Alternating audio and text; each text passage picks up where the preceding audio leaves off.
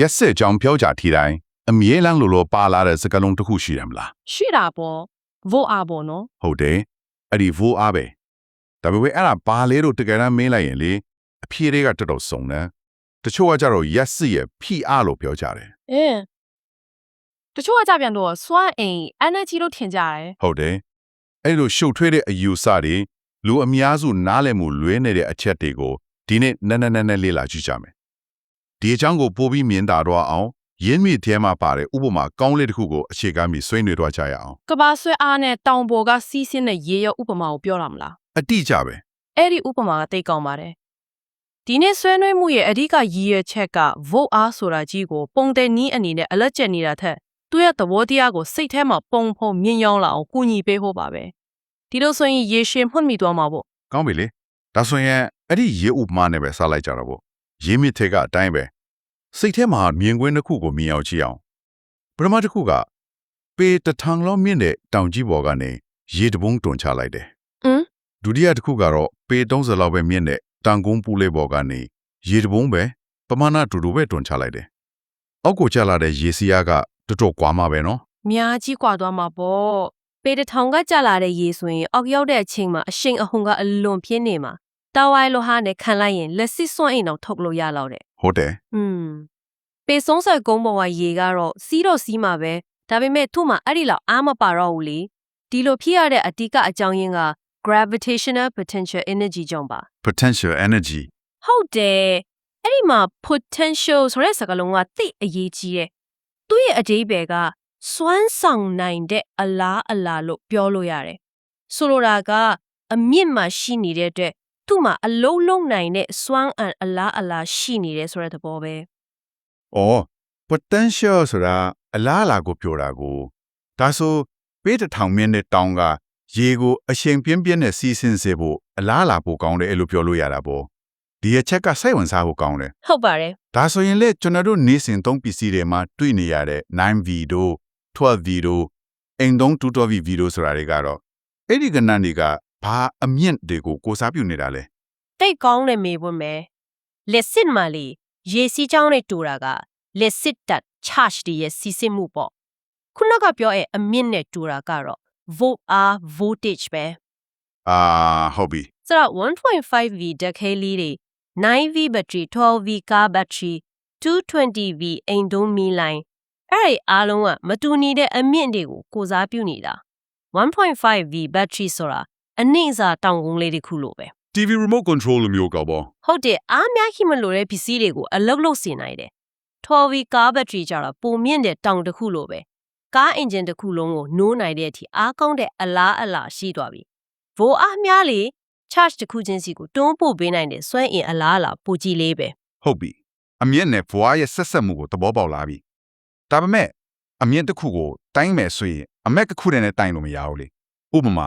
လင်းတစီဘလောက်မြင့်လဲသိချင်ပင်လေရင်မျက်နှာပင်ကိုအမတ်3ညအဖြစ်ထားပြီးတိုင်းရတာပြောပေါ့ ဟုတ်ပါတယ် အဲ့ဒီလိုပဲ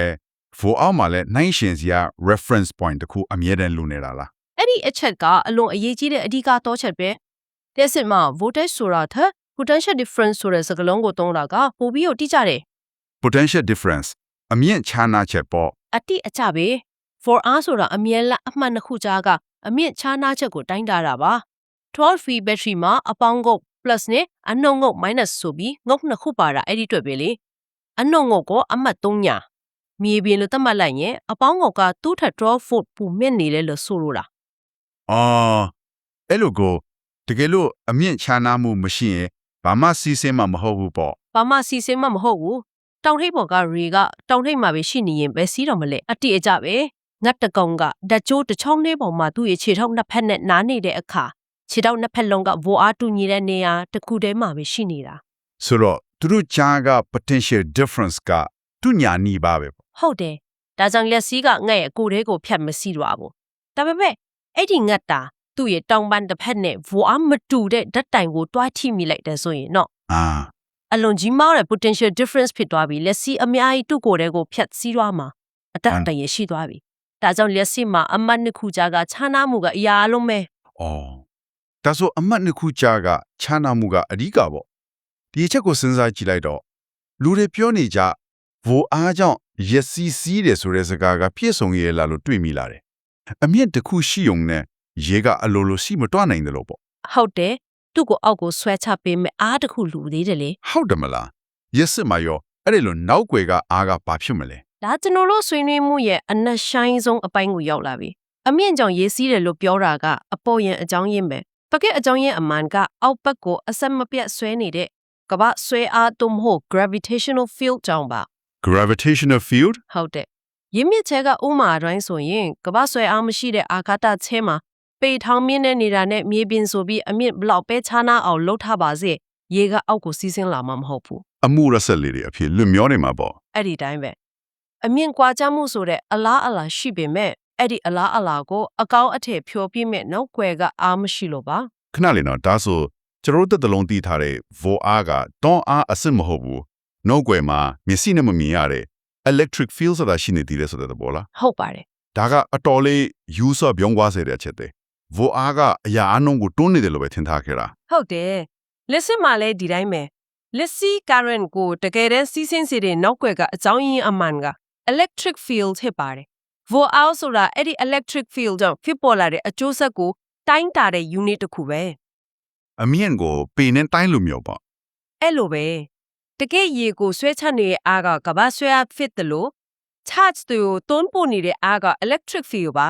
voltage ရှိရင် electric field ရှိတယ်ဆိုတာတော့မှန်တယ်ဒါပေမဲ့ electric field ကိုတိုင်းတာဖို့ကရှုပ်ထွေးခက်ခဲတဲ့အတွက်သူ့ကြောင့်ဖြစ်ပေါ်လာတဲ့အမြင့်ချားမမှုကိုကိုစားပြုတဲ့ voltage ကိုပဲကျွန်တော်တို့က voltmeter နဲ့အလွယ်တကူတိုင်းပြီးသုံးနေကြတာ ဒါဆိုရှင်းသွားပြီ vo အားကအမြင့်ကိုတိုင်းတာ electric field ကတကယ်ဆွဲအားပေါ့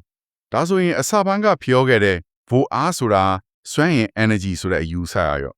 ဘယ်နေရာမှာဝင်လာတာလဲဒီသုံးခုကဘလို့ဆက်နေကြတာလဲ သူတို့အားလုံးကတစ်ခုနဲ့တစ်ခုဆက်ဆက်နေပါတယ် voltage ရဲ့အတိအကျဆုံးအဓိပ္ပာယ်ဖွင့်ဆိုချက်က charge တစ်ခုကိုရွေ့လျားစေဖို့ပေးနိုင်တဲ့စွမ်းအင်ပမာဏပါပဲ charge တစ်ခုကိုရွေ့လျားစေဖို့ပေးနိုင်တဲ့စွမ်းအင် ဟုတ်တယ်ရင်းမြစ်ထက်ကပုံတင်နီးအတိုင်းဆိုရင် voltage ဟာ energy ကို charge နဲ့စားတာနဲ့ညီမျှတယ် V equals to energy by charge ပေါ့ဆိုလိုတာက 12V battery ဆိုတာ charge 1 coulomb ကိုစွမ်းအင် 12 joule ပေးပြီးတွန်းလွှတ်နိုင်တဲ့ battery လို့အဓိပ္ပာယ်ရတယ် 1.5V battery ကတော့1ခုလောင်ကို 1.5 joule ပဲပေးနိုင်လာပေါ့ ဒါက